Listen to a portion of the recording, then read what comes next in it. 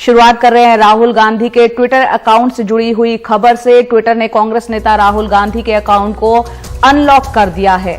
इसके अलावा INC India और कांग्रेस से जुड़े कई ट्विटर अकाउंट्स को अनलॉक किया गया है और पिछले शनिवार को इन सभी ट्विटर अकाउंट को लॉक कर दिया गया था। मामला था दिल्ली की नाबालिग रेप पीड़िता की पहचान उजागर करने का, लेकिन राहुल गांधी समेत इन सभी ट्विटर अकाउंट के लॉक किए जाने से बाद से इनका विरोध हो रहा था।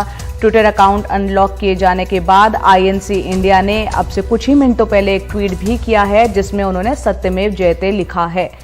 उमाशंकर सिंह हमारे सहयोगी फोन लाइन पर जुड़ रहे हैं ज्यादा जानकारी के साथ। उमा, ट्विटर ने जो कार्रवाई की उसके बाद राहुल गांधी ने कहा था कि ये उन पर नहीं, देश के लोकतंत्र पर हमला है, सदन में उनकी आवाज दबाई जा रही है, उनके फॉलोअर्स का ये अपमान है। जाहिर सी बात है, ट्विटर ने जब अकाउंट अनलॉक कर दिया है तो राहुल गांधी भी राहत महसूस कर रहे होंगे और कांग्रेस भी।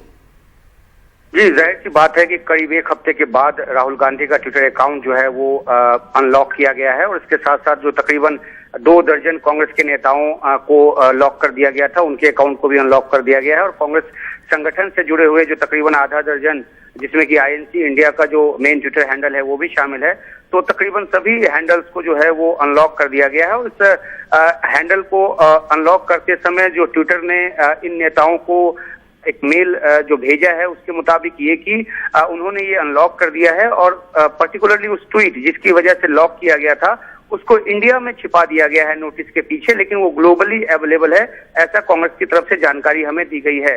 दूसरी बात यह है कि ये कहा गया है उस ईमेल के जरिए जो कि ट्विटर की तरफ से भेजा गया है अकाउंट को अनलॉक करते हुए, उसमें कहा गया है कि पॉक्सो का जो सेक्शन 23 है और इंडियन पिनल कोड का जो सेक्शन 228A है और जुवेनाइल जस्टिस एक्ट का जो सेक्शन 74 है, इसके तहत उस ट्वीट को जिसपे आपत्ति थी और जिसके लिए एनसीपीसीआर ने शिकायत दी थी तो वो विदहेल्ड किया गया, उसको अभी तक रोक के रखा गया है और इसके लिए कहा गया है कि आप आगे अपनी कार्रवाई कर सकते हैं, लेकिन इनके अकाउंट्स को अनलॉक कर दिया गया है। तो जाहिर सी बात है कि जो कांग्रेस की तरफ से ये दलील दी गई कि पीड़िता के परिवार को कोई आपत्ति नहीं है, वो भी एक आधार रहा होगा कि इन ट्विटर हैंडल्स को अनलॉक किया गया है। लेकिन ये राहुल गांधी ने जिस तरह से कल जोरदार एक हमला किया था ट्विटर पे, उसका भी एक प्रभाव है।